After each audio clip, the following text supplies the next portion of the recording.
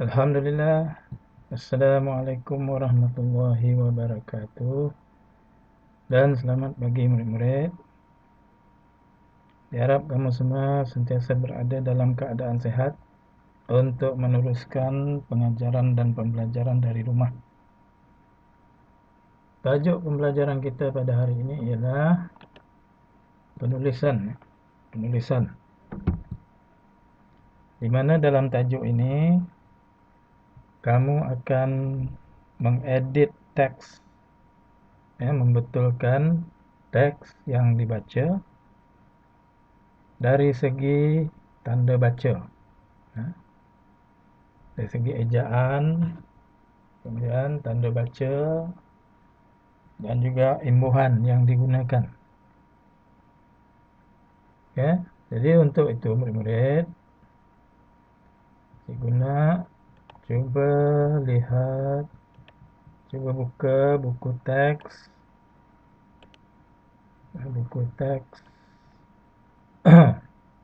Bahasa Melayu jilid 2, muka surat 9.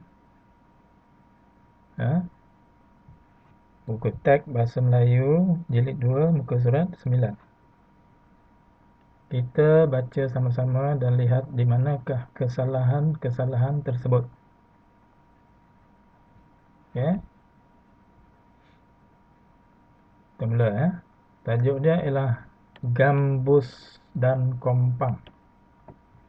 Gambus dan kompang ini adalah merupakan di antara alat muzik tradisional orang Melayu.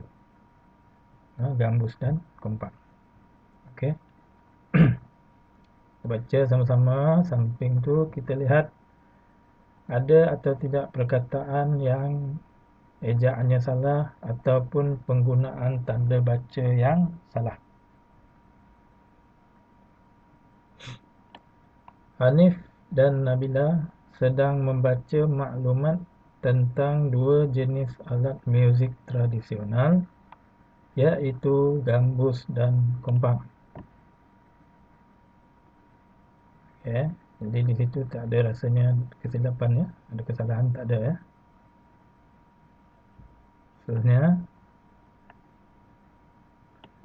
gambus ialah sejenis alat muzik tradisional bertali di Malaysia. Gambus ni ialah sejenis alat muzik tradisional yang menggunakan tali yang popular di Malaysia lah.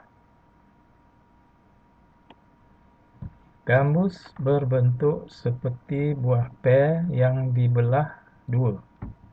Okey.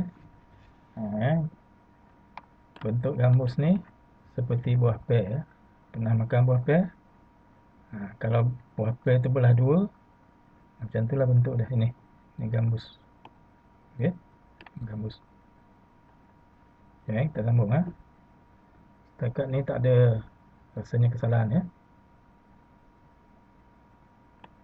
Gambus tergolong dalam alat muzik jenis petik yang dikatakan berasal dari Timur Tengah. Okey. Gambus ni berasal dari Timur Tengah. Dimainkan dengan cara memetik, macam gitar jugalah. Okey. Ini pun tidak ada kesalahan ejaan ataupun tanda baca ataupun penggunaan imbuhan yang salah, tak ada. Gambus terdapat dalam pelbagai jenis, iaitu gambus 3 tali sehinggalah gambus yang mempunyai 12 tali. Jadi gambus ni ada dia punya jenis-jenis dia. Ada pelbagai jenis lah.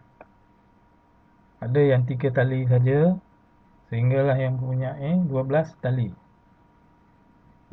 Okey. Rasanya tak ada kebetulan ejaan tanda baca di sini, ya. Gambus dimainkan untuk mengiringi persembahan, gazal, zapin, inang dan joget. Alat muzik gambus ni digunakan untuk mengiringi persembahan ghazal, zapin, inang dan joget. Ya, tarian tradisional yang terdapat di Malaysia, ya, orang Melayu punya. Oke, pun rasanya di situ tak ada kebetulan. Seterusnya,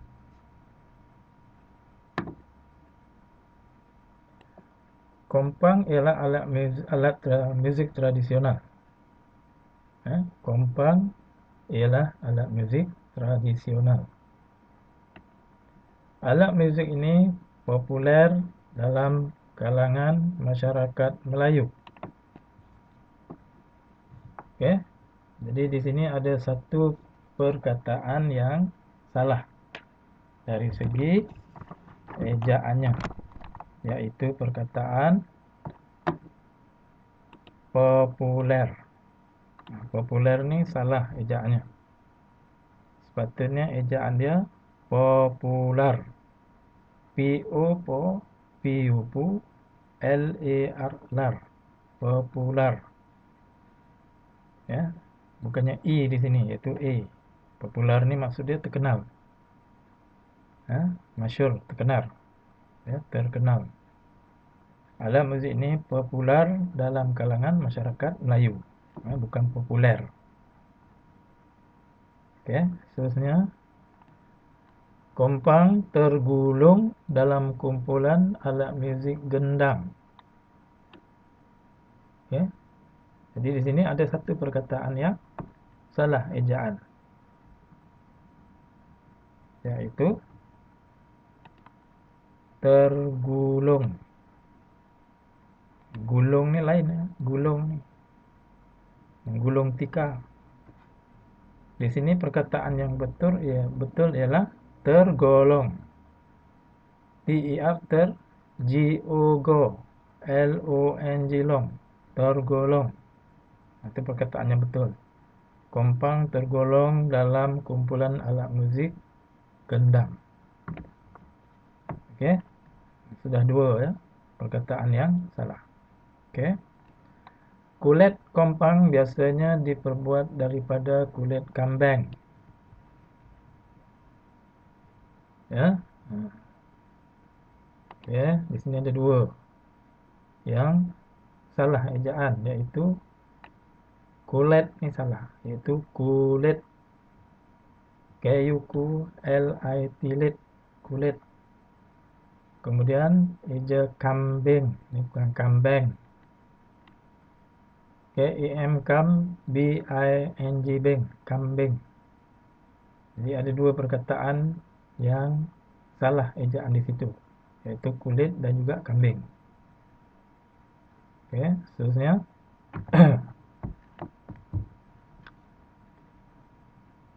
Kompang biasanya berukuran 16 inci ukur lilit. Kompang ditutup dengan kepingan kulit pada sebelah permukaan. Ada tak perkataan ataupun ejaan, tanda baca, imbuhan yang salah di sini? Yaitu ada kompang biasanya berukuran 16 inci ukur lilit. Selepas perkataan lilit ini mestilah tanda noktah ataupun titik. Sebab di sini kompang ini ditulis dengan huruf besar. Ini bukannya tanda koma ya, sepatutnya tanda noktah atau tanda titik. Jadi setiap kali penulisan selepas tanda titik mesti dimulakan dengan huruf besar. Okey? Huruf besar. Ya. Okey ya. Ada lagi tak? Itu satu ya. Okey. Kemudian kompang dimainkan dengan memegangnya menggunakan sebelah tangan. Kompang dimainkan dengan memegangnya menggunakan sebelah tangan. Ada atau tidak kesalahan di situ? Jadi ada satu, yaitu penggunaan huruf nih, tanda baca.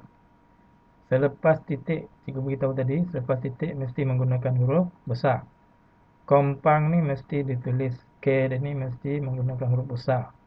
Huruf besar. Kompang dimainkan dengan memegangnya menggunakan sebelah tangan. Okey. Jadi satu saja kesalahan di situ ya.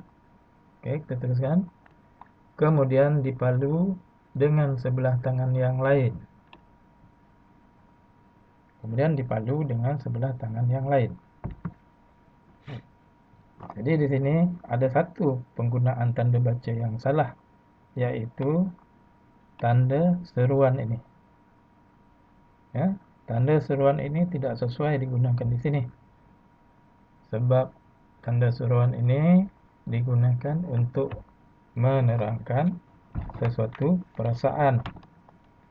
Ya, terkejut ke, gembira ke, sedih ke, dan ada dia punya kata seruan. Amboi ke, wah ke dan sebagainya baru boleh guna tanda seruan ini. Jadi tanda seruan ini tidak ada dan digantikan dengan tanda titik noktah. Okey. Kemudian kita lihat seterusnya. Cara memalu kompang adalah dengan mentepuk kulit kompang dengan bahagian jari, dengan bahagian jari-jari atau tapak tangan mengikut rentak. Cara memalu kompang adalah dengan mentepuk kulit kompang dengan bahagian jari-jari atau tapak tangan mengikut rentak. Jadi di sini ada beberapa perkataan yang salah ejaan dia dari segi penggunaan imbuhan. Contohnya mengmalu. Mengmalu. Sepatutnya memalu. Ya, memalu. Memalu ni maksudnya mengetuk lah. Mengetuk berulang kali. Memalu. M-I-M-A, M-A-M-A, L-U-L-U. Memalu. Kemudian mengtepuk pun salah penggunaan imbuhan. Sepatutnya menepuk.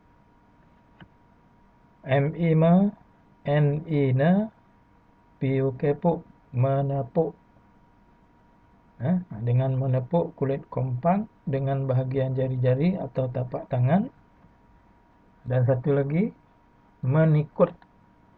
Ini pun salah penggunaan imbuhan.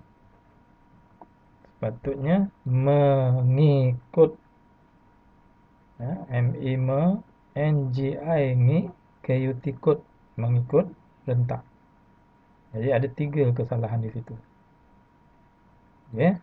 Baik, seterusnya. Kompang biasanya dimainkan dalam pelbagai acara seperti perarakan kenduri, majlis rasmi dan upacara-upacara tradisi lain. Jadi tidak ada kesalahan di situ. Maksudnya, kita haruslah mempelajari alat muzik ini agar tradisinya menjaga. Kita haruslah mempelajari alat muzik ini agar tradisinya menjaga. Jadi ada satu kesilapan penggunaan perkataan di situ. Penggunaan kata yang tidak betul. Yaitu perkataan menjaga. Ya. Bila digunakan menjaga di sini, ayat ini tidak sesuai. Sepatutnya digantikan dengan perkataan terjaga. Bukan menjaga. Jadi penggunaan imbuhan di sini sudah salah. Ya, sepatutnya terjaga, bukannya menjaga. Oke, murid-murid ya. Jadi itu tadi di antara kesalahan-kesalahan yang terdapat di dalam teks ini. Ya. Jadi Bila kamu dah kenal pasti itu, maksud dia, bila kamu baca semula ya, teks ini, kamu akan dapat membaca dengan cara yang betul.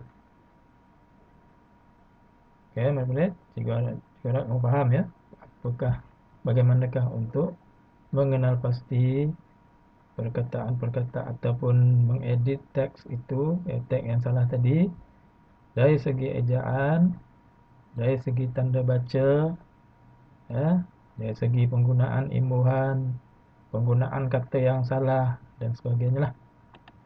Ya.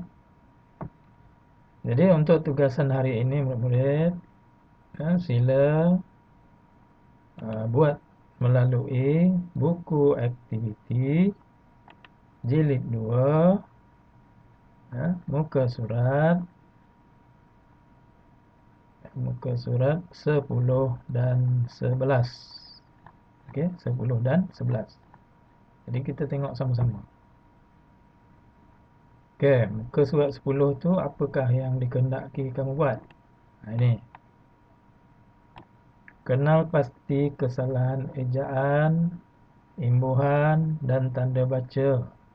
Kemudian betulkan.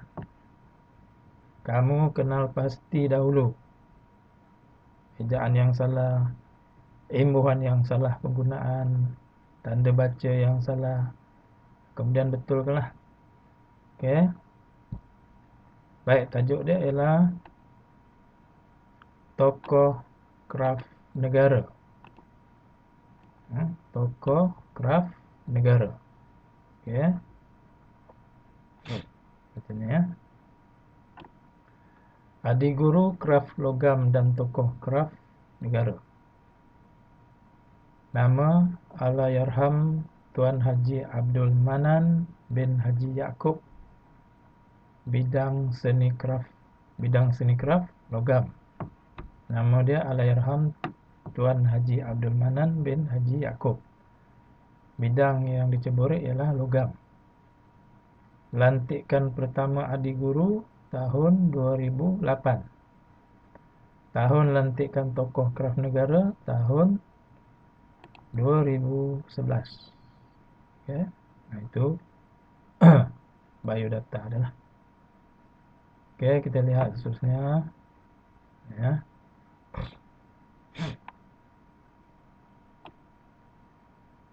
Allahyarham Tuan Haji Abdul Manan bin Haji Yaakob, seorang tukang perak.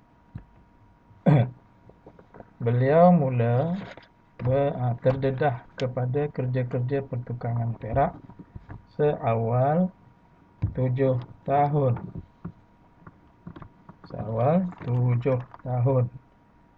Tengok di sana ada tak perkataan yang salah penggunaan ayatnya ataupun ejaan angka, penggunaan imbuh angka dan sebagainya. Kalau kamu lihat di sana ada satu perkataan yang salah ejaannya, iaitu perkataan ini, 7. Macam mana eja 7? T-U-J-U-S, 7. Okey. Baik, seterusnya. Inilah ya. Sejak kecil, beliau sering memerhatikan hasil kerja pertukangan bapanya. Jadi di situ ada 2 perkataan yang salah ejaan. Cikgu harap kamu dapat kenal pasti ya. Bila kamu baca tadi tu sebutannya pun lain. Sejak kecil, beliau sering memerhatikan hasil kerja pertukangan bapanya, Allahyarham Haji Yaakob bin Muhammad. Okey. Pada usia 14 tahun, Allahyarham mula gigih mendalami kemahiran pertukangan perak daripada bapanya. Okey, di situ pun ada 2 perkataan yang salah ejaan. Ya, salah ejaan. Kamu cari mana? Cikgu cuma beritahu berapa yang salah aja. Okey. Okey, seterusnya ya.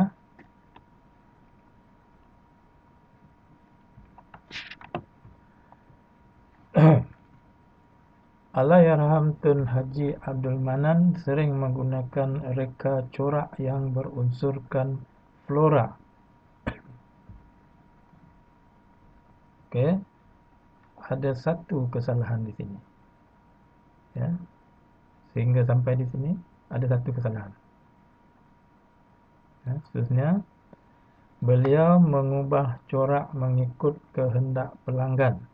Reka corak dengan motif-motif seperti pucuk rebung.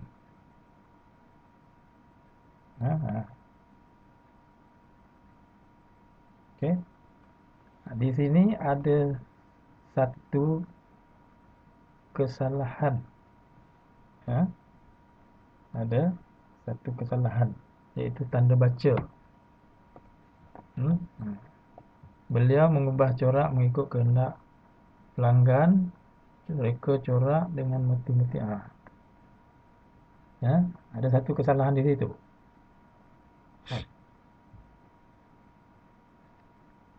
Kamu tengok ya. Okey, kita sambung semula di sini ya. Ya.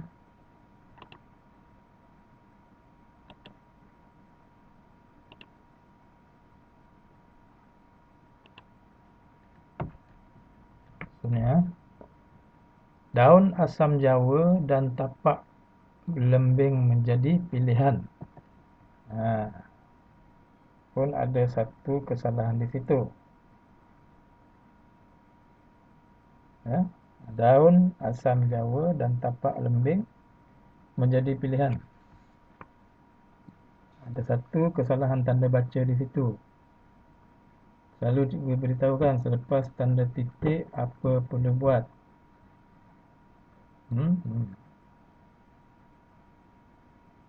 Okey. Seterusnya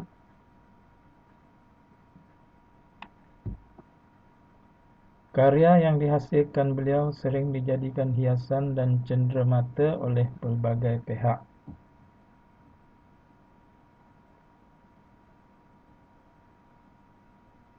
Okey. Di sini pun ada. Ada pembetulan.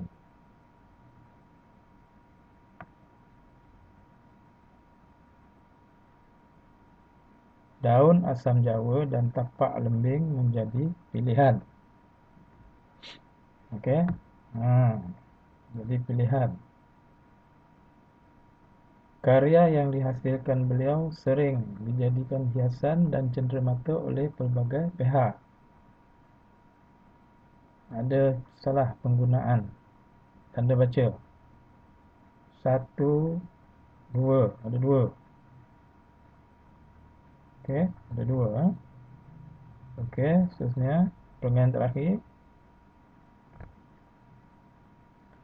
Dengan kesedaran, minat dan semangat yang tinggi, beliau terus berusaha untuk memartabatkan seni pertukangan kraf perak. Ada satu kesalahan ejaan di situ. Kemudian kita sambung kesalahan penggunaan imbuhan. Kesalahan penggunaan imbuhan. Bila salah penggunaan imbuhan, sudah tentulah ejaannya pun salah. Okey, seterusnya beliau mahu kesenian itu terus memelihara. Memelihara. Pun ada satu kesalahan penggunaan imbuhan. Okey. Seterusnya, oleh itu di terpanjang hayatnya beliau bercita-cita mahu melihat generasi muda masyarakat Melayu mewarisi pertukangan kraft perak itu. Okey. Ada berapa kesalahan di situ? 1, 2, 3. Ada 3 Ada 3 kesalahan penggunaan imbuhan di situ. Kesalahan penggunaan imbuhan ada 3. Oleh itu, di terpanjang hayatnya, beliau bercita-cita mahu melihat generasi muda masyarakat Melayu mewarisi pertukangan kraft perak. Ya. Jadi ada 3 kesilapan di situ. Jadi bila kamu sudah kenal pasti, bila kamu dah kenal pasti kesalahan ejaan, imbuhan dan tanda baca dah betul kan? Sebaiknya kamu gariskan kat mana yang salah tadi tu. Kemudian tandakan apa yang betul. Okey, bila dah kenal pasti, kemudian kamu tulis semula petikkan itu di sini. Dalam muka surat 11 pada buku aktiviti jilid 2 kamu. Mula dengan Allahyarham Tuan Haji Abdul Manan bin Haji Yaakob. Sambung. Okey, daripada sini. Daripada sini Daripada sini. Daripada sini. Allahyarham Tuan Haji Abdul Manan bin Haji Yaakob, seorang tukang perak. Sambung terus sampai habis. Dan betulkan di mana kesilapan-kesilapan yang berlaku tadi di sini. Okey. Faham yang mulia? Tulis sini. Jadi cikgu harap kamu faham macam mana nak buat, untuk mengedit